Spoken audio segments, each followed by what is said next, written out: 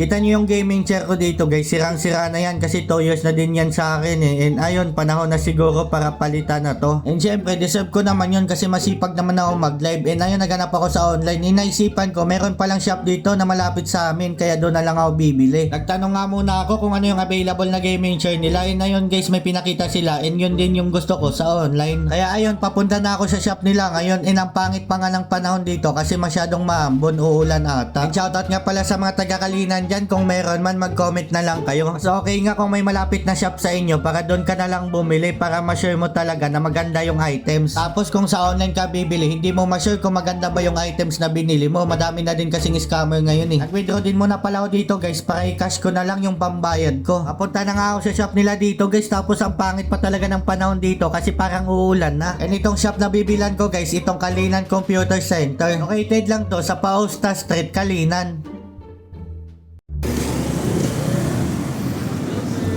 Natang kanya. Kana.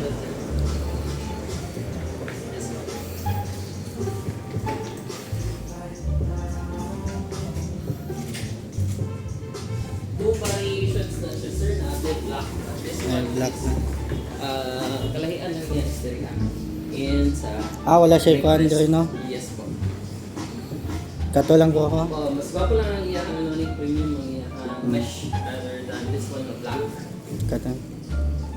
Kato lang ako. Gusto mo na box or na kanya? I-kuhat ng box na.